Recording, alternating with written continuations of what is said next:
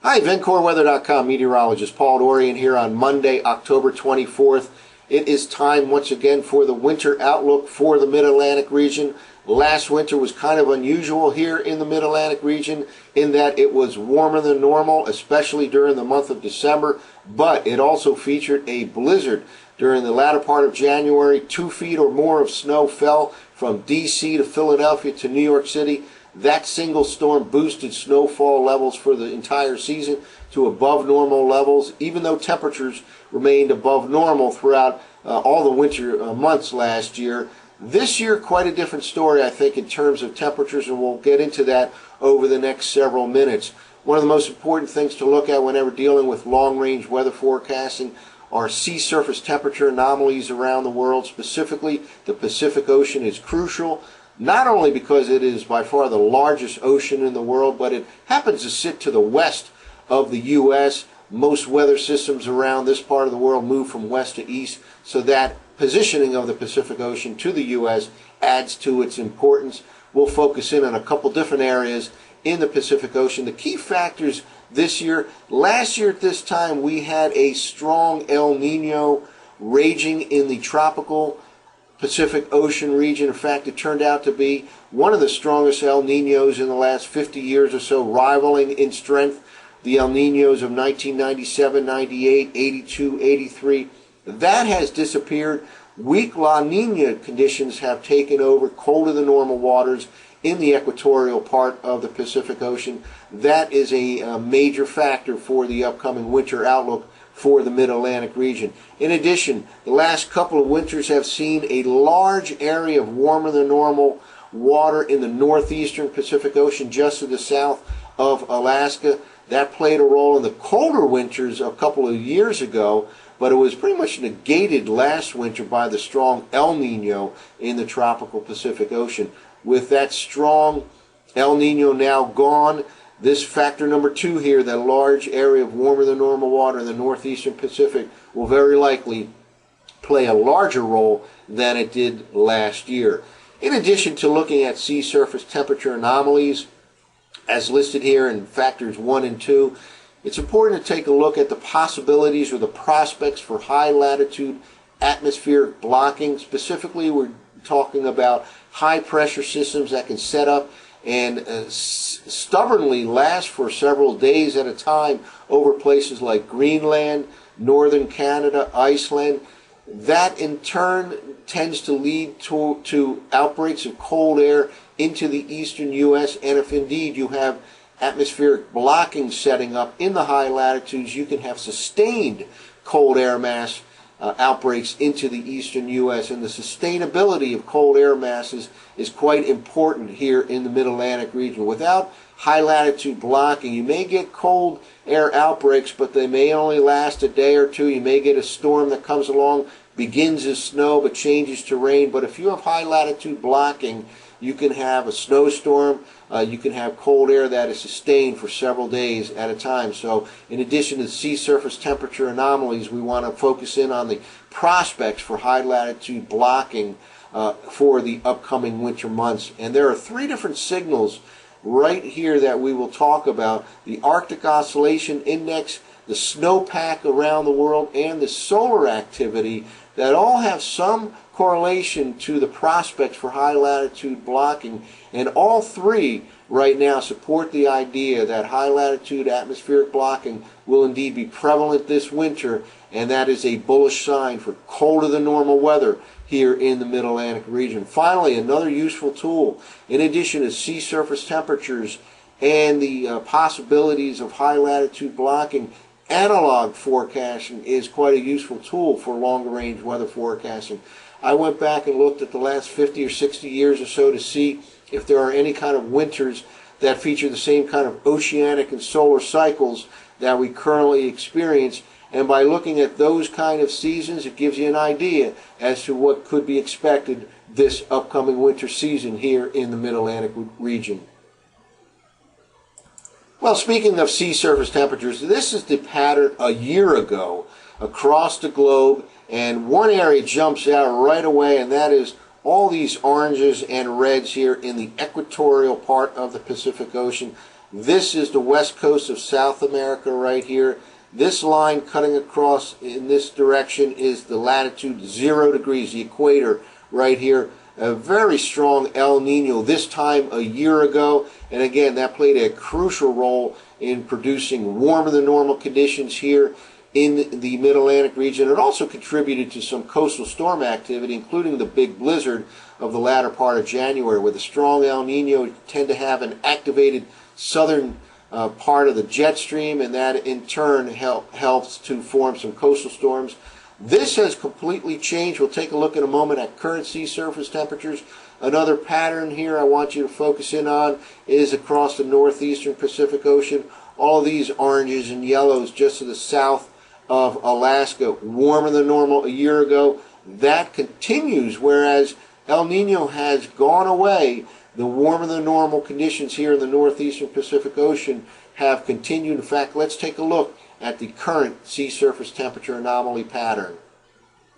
Well, here it is, the current sea surface temperature anomaly pattern. By the way, all of these plots and figures that we'll be showing in this video discussion are right there on the website in the textual discussion. We're just basically walking right through it for this video discussion. Notice this wavy blue pattern here in the equatorial part of the Pacific Ocean. This represents below normal temperatures in sea surface temperatures here, the blue, and that is indicative of the weak La Nina conditions. Quite a different pattern than a year ago, and that is a crucial factor in the upcoming winter season. But notice still an extensive area of warmer than normal temperatures here, tucked in along the southern part of the Alaska coastline here. That warmer than normal temperature pattern in the northeastern Pacific has really persisted for the most part for several years now. Again, it contributed to colder than normal winters 2 and 3 winters ago. Last winter, it was overwhelmed in importance by the strong El Nino. That strong El Nino is now gone away. We have weak La Nina conditions here across the equatorial part of the Pacific Ocean. Well, we've looked at current sea surface temperature anomaly pattern. What about the forecast for the winter season, the next few months, December, January, and February? This is a forecast from the Japanese Meteorological Agency. It's called the JAMSTEC model. It has been quite reliable. I've used this for several years now. This is the forecast for sea surface temperature anomalies for the December, January, and February time period. 2 areas of interest I want to point out here. First of all, it certainly forecasts a weak La Nina here. All these light blues here represent colder than normal conditions. This is again in the west coast of South America here in the equatorial part of the Pacific Ocean.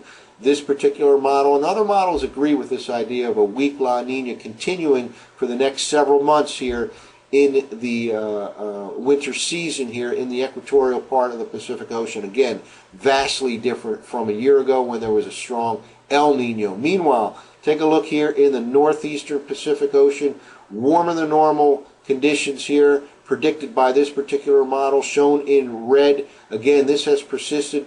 Why is this important? Well, the warm area of water here in the northeastern Pacific tends to help to promote the formation of a ridge of high pressure here along the west coast. And when you have a ridge of high pressure in all levels of the atmosphere along the west coast, that tends to help to form a dip in the jet stream in the eastern U.S., and in other words, a trough in the upper part of the atmosphere in the eastern U.S., and all that leads to the promotion of cold air outbreaks from northern Canada into the central and eastern U.S. In other words, warmer than normal waters here in the northeastern Pacific generally lead to cold air outbreaks in the eastern U.S. Now, last winter, we had a warm winter. This was in existence in terms of sea surface temperatures, but it was completely overwhelmed in importance by the strong El Nino. With that strong El Nino now gone and a weak state in the equatorial part of the Pacific Ocean, this blob of water in the northeastern Pacific that is warmer than normal will play a bigger role, and that is a bullish sign for colder than normal conditions here in the eastern U.S. Well, now that we've looked at some sea surface temperature anomaly patterns, specifically in the Pacific Ocean, and again, we're not covering all possible factors today. We're covering what I think are the most important factors. Certainly what's going on in the Atlantic Ocean and the Indian Ocean is important as well, but we're covering some of the most important factors during this extended video discussion for the winter outlook for the Mid-Atlantic region. High latitude atmospheric blocking is crucial to look at and to try to determine the prospects for a prevalence of high latitude blocking situations. Three different signals give you a clue as to whether or not high latitude blocking is quite possible during the upcoming winter season. One of them is through an index that meteorologists call the Arctic Oscillation Index. Basically reflects the pressure pattern going on way up in the northern latitudes. When the Arctic Oscillation Index is on the negative side, that tends to indicate there is high latitude blocking going on, which in turn tends to lead to cold air outbreaks into the eastern U.S. Again, high latitude blocking basically is indicative of higher pressure than normal over places like Greenland, northern Canada, perhaps as far east as Iceland. That in turn helps to shunt Arctic air into the eastern part of the U.S. from northern Canada, and it helps to sustain the cold air. Again, we talked up front about how sustainability of cold air is crucial for the Mid-Atlantic region. We have a relatively warm ocean just to our east. Without high latitude blocking, we often have cold air outbreaks that will come and go quickly in a day or two. Potential snowstorms start as snow but change quickly to rain without high latitude blocking. So it is crucial for the big cities along the I-95 corridor. There have been studies and empirical observations show that if the Arctic oscillation is negative during the month of October, that tends to be correlated quite well with high latitude blocking scenarios in the subsequent winter season. And sure enough, as soon as we flipped into the month of October, the Arctic oscillation dropped into negative territory, and it has been negative, quite dramatically negative, in fact, in recent days. Throughout the month of October, the Arctic oscillation has been negative again. That is a bullish sign for high latitude blocking, which in turn is a bullish sign for colder than normal conditions here in the Mid-Atlantic region. Well, another factor that has been proven to be correlated quite well with high latitude blocking prospects is the snowpack across the northern hemisphere as we approach the winter season. Specifically, it has been found through research studies and empirical observations that the snowpack growth during the month of October in Siberia, specifically south of 60 degrees latitude, is somewhat well correlated with the prospects for high latitude blocking. If, in fact, snowpack increases dramatically in Siberia, especially south of 60 degrees latitude, during the month of October, that tends to be correlated with a frequent occurrence of high latitude blocking. Indeed, during the last few weeks, snowpack has increased from this region right here, shown in white, at the end of September, to now what we see right here. Again, we're looking at Eurasia, the area of Siberia, right in this region right here. A very dramatic increase in snowpack. This is snow cover right now across Eurasia, and including the region of Siberia, south of 60 degrees. So this, too, similar to the Arctic Oscillation Index, is a bullish sign for high latitude blocking, which in turn is a bullish sign for colder than normal conditions in the upcoming winter season here in the eastern U.S. By the way, for September, at the end of September, for the northern hemisphere as a whole, a minute ago we just focused in on Eurasia, or specifically Siberia. For the northern hemisphere as a whole, as we began the month of October, snow totals were above normal. These numbers from the Rutgers Snow Lab, and the snow cover at the end of September in the northern hemisphere as a whole is in fact the 18th highest in the last 48 years. This too is kind of a favorable sign for high latitude blocking situations to form during the upcoming winter season, which in turn is a favorable sign for colder than normal conditions here in the Mid-Atlantic region and the eastern U.S. as a whole. Well, there is one other correlation that has been made between high latitude blocking and, in this case, solar activity. We talked about Arctic oscillation, then snowpack. Solar activity has been well correlated to help determine whether or not high latitude atmospheric blocking is a possibility in the winter season here in the that could play a big role in the eastern U.S. This, in fact, is a map that shows the geopotential heights in the lower part of the atmosphere during low solar activity years, and that's typically when the solar cycle reaches solar minimum phases. And we're going back several different solar minimum phases here. See the years marked down here, and if you average together the geopotential height in those low solar activity years for the months of December, January, and February, you notice what jumps out at you is this higher than normal pressure pattern seen right here over Greenland, Iceland, and this, excuse me, is the high latitude blocking type of pattern that we're talking about.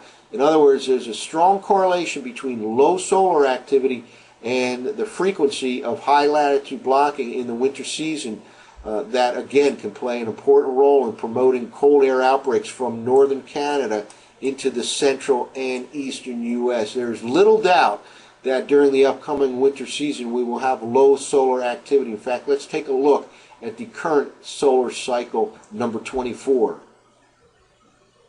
And here is a map of the last 3 solar cycles, the sunspot numbers. We talk a lot about solar cycle 24 and the importance of the sun, which after all is the driver, the main driver of all weather and climate, certainly in the medium and longer range here. And we are in a historically weak solar cycle, number 24. The trend has been down for the last 3 solar cycles. We are, again, in one of the weakest solar cycles in more than a century.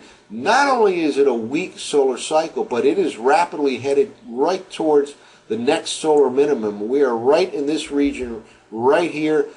Expect low solar activity during December, January, February, and March. Not only are we in a weak solar cycle, but it is headed towards the next solar minimum, which generally has even lower or less solar activity than when it was closer to the maximum phase of this particular solar cycle. So again, this is another signal, a bullish signal for high latitude blocking, which in turn is a bullish signal for colder air, colder than normal conditions here in the eastern part of the U.S. for the upcoming winter season. Well, we've taken a look at sea surface temperature anomalies and the prospects for high latitude blocking. One other useful tool for longer range weather forecasting is to take a look at analog years. Go back in time to find some years that have similar oceanic and solar conditions. You're never going to find an exact match. In fact, it was quite difficult to find weak La Nina conditions with low solar activity going back the last 50 or 60 years. 3 winters in particular, I believe, are useful analog years. Try to get an idea of what happened in those winters to what could happen in this upcoming winter season. Again, this particular pattern is a temperature anomaly pattern for those 3 analog years. Blues here represent colder than normal, a clear signal in those analog years of 1995, 96, 85, 86, and 1954 to 55, colder than normal conditions throughout the eastern U.S., the northern plains, the upper part of the Midwest. Another bullish sign here for colder than the normal conditions for the upcoming winter season here in the Mid-Atlantic region. Well, what we just looked at was the average for the December, January, February time frame for those analog years. Again, a colder than the normal picture here in the eastern states based on those analog years for the upcoming winter season. If you break it down on a month-to-month basis, quite an interesting pattern jumps out at you. We're experiencing a warmer than normal month of October. Certainly was warmer than normal in September. In the last couple of winters, we had very warm conditions in the month of December. Last December, for example, was more than 13 degrees above normal in Philadelphia, more than 11 degrees above normal in D.C. during the month of December. Very warm going into the Christmas time period. That does not look like that will be the case this year. If you go back to these analog years, we indeed have warmer than normal conditions during the month of October, and that's showing up right here. But notice in November, colder than normal here in the Mid-Atlantic region. December, colder than normal. This is suggesting to me that indeed there will be a general temperature flip, a general flip in the temperature pattern during the month of November.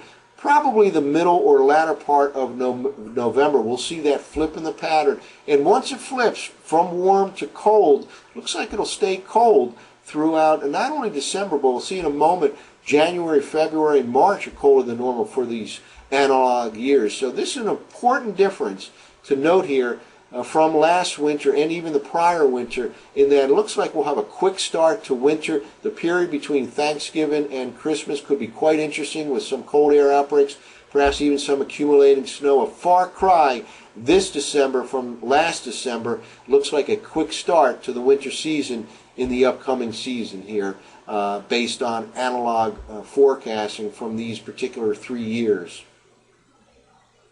And here's a look at the breakdown on a monthly basis for those analog years for January, February, and March. Colder than normal here, represented by the blues. In January, February, not quite as widespread, but still here in the D.C., Philadelphia, New York City range.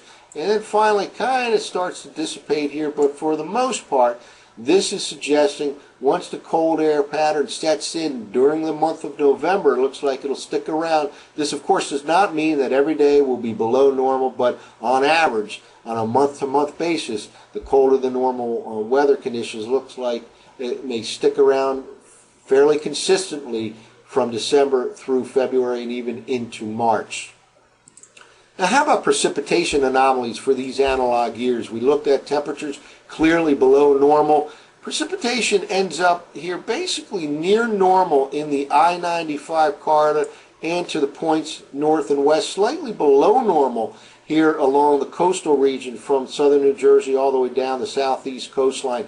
Given the expectation for below normal temperatures, near normal precipitation amounts should translate to near normal snowfall amounts, perhaps even a little bit above that in the slightly above normal snowfall amounts for the upcoming winter season. So again, analog years suggest near normal precipitation amounts. That should translate into near normal to perhaps even slightly above normal snowfall amounts. This idea here that there was a little bit less lower than normal precipitation amounts during the analog years is not too surprising, given the fact that these are years with weak La Nina conditions. You do not have a strong El Nino. One thing that strong El Nino does, warmer than normal equatorial Pacific waters, is it activates, juices up the southern part of the jet stream in the southern U.S. That in turn helps to promote not only coastal storms, but strong coastal storms. Indeed, last winter we had that blizzard that ran right up the coast, produced 2 feet of snow from D.C. to New York. Somewhat diminished chances for blockbuster nor'easters this season without that strong El Nino. It doesn't say it cannot happen, but somewhat diminished given the fact that we'll have a weak La Nina, basically a weaker southern part of the jet stream. So we'll monitor that situation as the winter evolves. So we've talked about sea surface temperature anomalies. We've talked about the prospects for high latitude blocking this upcoming winter season, and we've made some comparisons to analog years that have somewhat similar oceanic and solar cycle conditions compared to the current environment. So how does all this translate? The bottom line here is I expect a colder than normal winter, much different in terms of temperature from last winter, perhaps on the order of minus 1.5 to minus 2.5 degrees in the D.C., Philadelphia, New York City regions. I expect near normal snowfall amounts, perhaps slightly above that, in the slightly above normal ranges, approximately 15 to 25 inches in the D.C. Metro region, 20 to 30 inches in Philadelphia, 25 to 35 in New York City, slightly above that, of course, in the northern and western suburbs. So colder than normal temperatures, near normal to slightly above normal snowfall amounts, and another big difference from last winter in particular, a quicker start to the winter season. Could very well be quite interesting between Thanksgiving and Christmas this year. Last December was way above normal temperature-wise in the I-95 corridor. Looks like there could be an overall flip in the temperature pattern during the month of November, probably the middle or latter part. And once we get colder than normal, it looks like it'll stay pretty consistently colder than normal in December, January, and February. So quite a difference from last year in terms of temperatures, especially in the month of December. This December should certainly be much more winter-like than last December, and near normal to slightly above normal snowfall amounts. We'll, of course, continue to follow all of this over the next several weather.com. For now, I'm meteorologist Paul Dorian.